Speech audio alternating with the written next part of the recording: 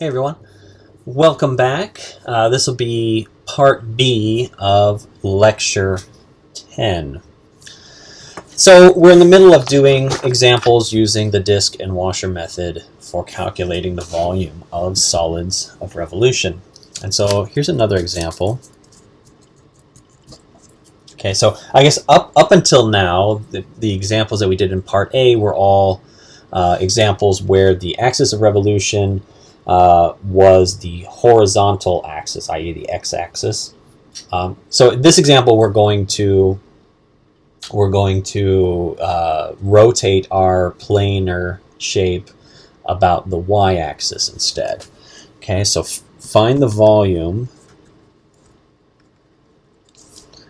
of the solid formed by revolving region bounded by y equals x squared plus 1, y equals 0, x equals 0, and x equals 1 about the y-axis. All right, so about the y-axis, this is going to be a horizontal axis of revolution. So let's plot this and get a look at the planar shape and see what kind of things we have to think about here. And so y equals x squared plus 1. So that's just a quadratic function with a vertical shift. So we'll say this is 1, maybe that's 2. Right, so this guy is just going to come up like this. Okay. All right, and so we're interested in y equals 0. So that's the x-axis. X equals 0, that's the y-axis, and x equals 1. And so we kind of know that this guy here is going to be equal to 2 at x equals 1. And so this is a reasonable picture of what this would look like. All right, and so the region of interest here is this. Okay, and we're going to be rotating about the y-axis. Right, and so you might imagine this is going to look a little bit like some kind of like a glass with a really thick base, perhaps. Okay, and so our representative rectangles will be oriented like this now. All right, they're going to have width delta y. Okay, and the radius here is going to be this whole distance. Okay, so what is the radius then? The radius is 1, the outer radius. Right? This is going to be the whole distance, so our outer radius will equal 1. Okay. Now the inner radius, here's where it's a little bit tricky, right? So down here, the inner radius is 0, right? Because the representative rectangles down here are actually on the y-axis. Up here, however, the inner radius will be different. Right, so there's kind of like two spots here. There's above and below y equals 1 that have to be considered. Okay, so the outer radius, let's summarize here. The outer radius is simply 1. Okay, always. The inner radius has to be considered in 2 regions. Okay, so the inner radius has 2 different regions. Okay, so we could think of this as our region 1, and this we'll think of as our region 2. Right, and the reason there are 2 regions, just to reiterate, is because the representative rectangle in region 1 is always going to be, it butts up against the axis of rotation, right? So there r is equal to 1. Up here, however, the representative rectangle has an inner radius that is different, right? It's going to actually be based on this function. Okay, so in region 1, little r is equal to this function. But remember, this has got to be written as a function of x. So y is a function of x. So we'll say r is equal to the square root of y minus 1. Now, why do we say that? Well, we say that because y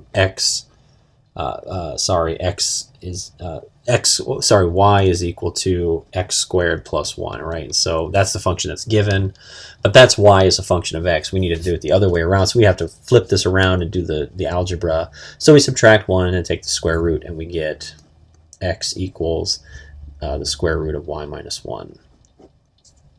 Okay, that's kind of a side calculation. So in region 1 up here, the little r, the inner radius, is square root of y minus 1. In region 2, that's this lower section, there r is equal to 0, right? Okay.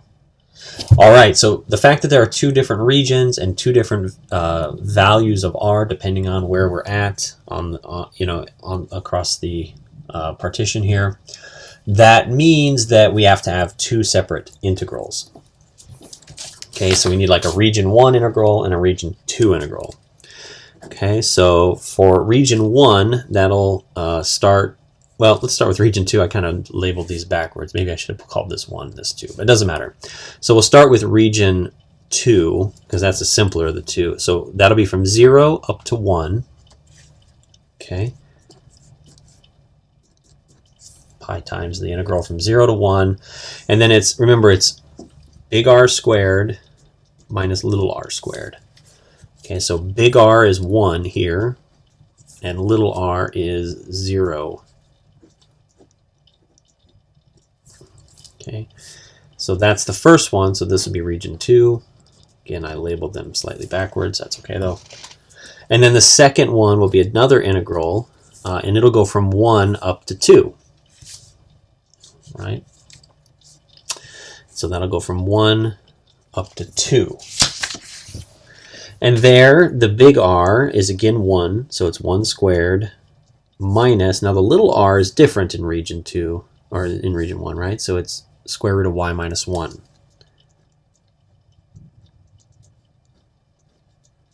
Okay. There it is, right? So then this is the region 1 integral. Okay, so but once we have those, it's a simple matter of just calculating these. Okay, so let me get a new sheet of paper here, start fresh. So the volume then is equal to, just rewriting this here, pi times integral from 0 to 1, and then it's 1 squared minus 0 squared dy plus pi times the integral from 1 up to 2, and it's 1 squared minus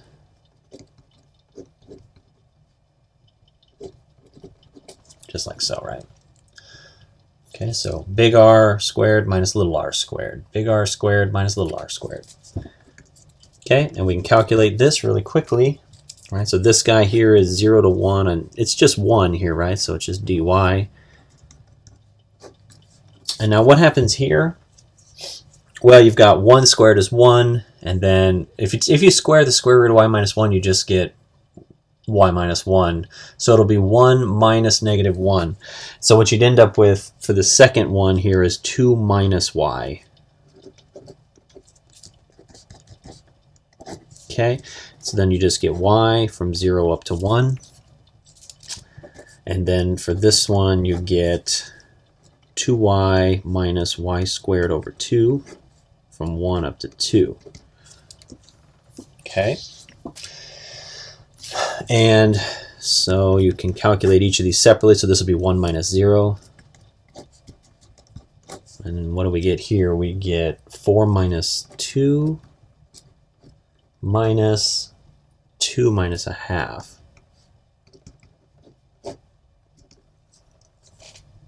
Okay, so I have pi in the front, and then it's going to be plus pi, and then what do I have here? 4 minus 2 plus a half. So I get pi plus pi over 2, so 3 pi over 2 is the answer. Okay. Right, so the volume of this figure then is 3 pi over 2. Right, so just kind of keeping in mind what this figure would look like. It's going to kind of have a cylindrical shape on the outside. Okay, but inside it's going to kind of do one of these, is it's going to have this kind of cutout. Actually, it would come down further. It'd come down more like this. It's going to have this cutout inside. Okay, and the volume will be equal to 3 pi over 2. Okay, perfect. Perfect. Let's do one more example, I think. Maybe one more example. So for this example,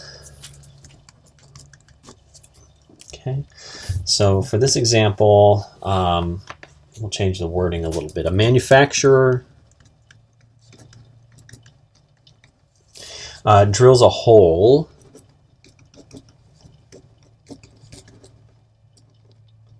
through the center of a metal sphere of radius 5 inches.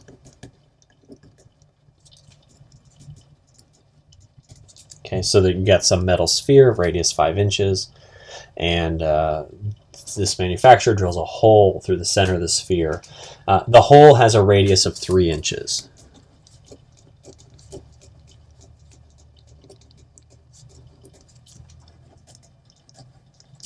Okay, and then the question is, what's the volume of the resulting ring?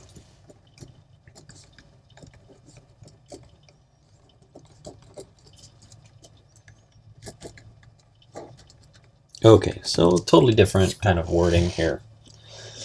All right, so let's see if we can draw a reasonable picture of this. It's start with a sphere.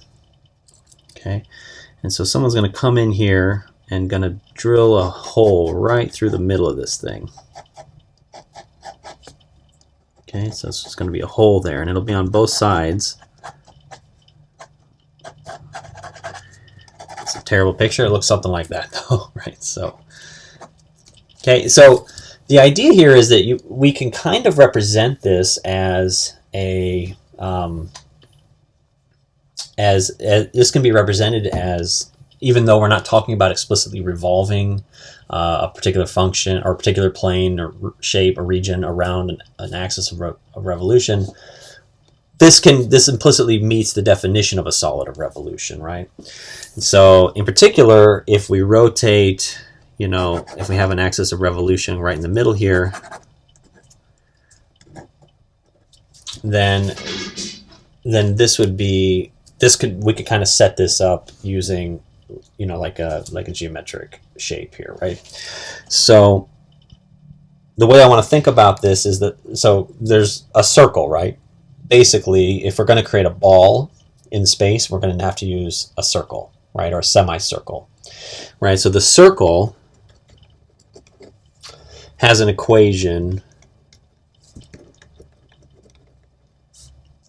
of x squared plus y squared equals 25. Now, how do I know that? Well, this is just going to be a circle centered at the origin with a radius of 5, and so this equation kind of pops out of those parameters for the circle, right? So x squared plus y squared, that tells you it's centered at the circle, or centered at the origin, and then the 5 squared equals 25 tells you the radius.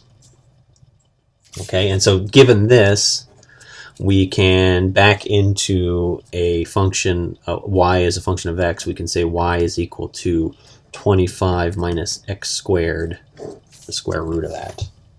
Okay, so this is going to be our outer radius. Okay, let's draw a picture here. Let's see if we can make this clear. Okay, so we've got, right, so this is our x-axis. This is our y-axis. Okay, so 1, 2, 3, 4, 5. So we're going to have a semicircle that's built around the origin and with a radius of 5. Okay. Now we know that the radius of the hole that is drilled into the circle, right? You're going to drill a hole right in the middle of the circle. It's going to have a radius of 3. Okay, so from here all the way up to here is 5. And the hole that we drill is going to have a radius of 3. It's going to have 6-inch diameter, but a radius of 3. So what that basically means is if we're going to rotate around here, right, then we're going to have 1, 2, 3. We're going to have this line y equals 3 come into the equation as well. So we've got y equals 25 minus x squared, and we've got y equals 3. Now this is the region, right? And we're going to rotate it around the x-axis. So you can imagine if we do that, we get something that kind of looks like this. This is a really bad picture, but it kind of looks like this. Right? It's going to have a hole right through the middle, and the diameter of the hole will be 6 with a radius of 3, therefore.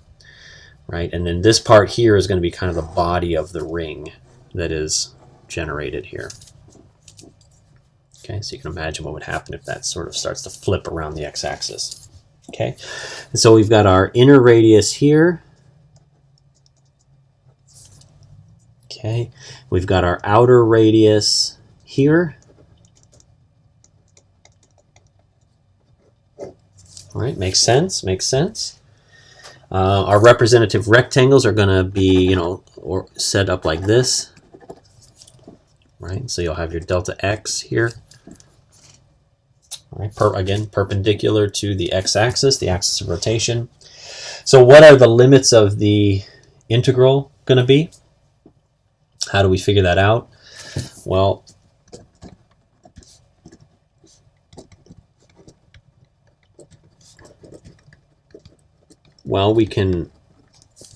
we know that y equals, we're looking for where y equals 3 intersects x squared plus y squared equals 25, right? And so we could basically plug in a 3 for y, couldn't we? Right? We could plug in x, so we have x squared plus y squared equals 25, and so we can plug in a 3 here, x squared plus 3 squared equals 25, and so that's going to mean that x squared equals 16, right? So this would be 9, 25 minus 9 is 16, so x is plus or minus 4. Okay, so that means this here and this here, this is going to be negative 4. That's going to be positive 4. Okay, so our integral will go from negative 4 up to positive 4. Inner radius is found, outer radius is found. It's consistent throughout the entire the entire shape. We don't have to have multiple regions, so we can set this integral up now. So the volume will just be equal to pi, again writing the formula a to b, it's r of x squared minus little r of x squared dx. Okay, so plugging in our actual values, negative 4 to positive 4. Okay, and then our outer radius is 25 minus x squared, so it's the square root of that, and we want to square it, minus our inner radius, which is 3. Okay. And then it's all integrated with respect to x. All right, so that's the setup here. Let's go through quickly and calculate the integral. Okay, so the volume here is equal to pi times the integral negative 4 to 4. And I'm just going to rewrite it really quickly. Okay, just so we have it all on one page here. And so obviously the square root and the square go away, so it's pi times the integral negative 4 to 4, and then it's 25 minus x squared minus 9, like that. 25 minus 9, right? We do that, and we get negative x squared. And what is 25 minus 9? Well, we just did it, 16. Okay, then we can integrate this, and we get negative x cubed over 3 plus 16x. Okay, and that goes from negative 4 up to positive 4. All right, and so then we can plug all of this in. And so it's pi, and then it's going to be kind of some biggish numbers, but so it'll be negative, and then it's 4 cubed over 3 plus 16 times 4. So that's the first one, and then we subtract off of that the whole thing evaluated with the negative 4. And so it'll be the same thing, similar anyways. Don't forget the negative signs everywhere to make a pretty big difference if you do. Okay, and then we get, what do we get here? So this would be negative 64 over 3. And this would be 64. And then it's going to be, again, a negative 64 over 3 here. And this will be, this will be minus 64. And so, it's taking a, so altogether we will, we'll kind of want to get common denominator of 3 here, so you get 192 minus 64. I'm kind of rearranging these a little bit. All over 3 minus, and then here you'll get negative 192 plus 64 over 3. And you get pi times, this would be 128, yeah, over 3. Plus 128 over 3. And so you get 256 pi over 3. Nice. Okay. All right, so there's that last example. So we found this volume of this ring that's formed by this section of a semicircle rotated about the x-axis. Okay, and what we found was that that volume is 256 pi over 3. Okay. All right, so that's where we'll end this section. And then the next video we're going to talk about, or the next lecture we'll get into an alternative method for finding volume of solids of revolution. It's called the shell method. Similar in style, but just a different construction. Right, so the shell method will be next, and all right, that's where we'll leave it.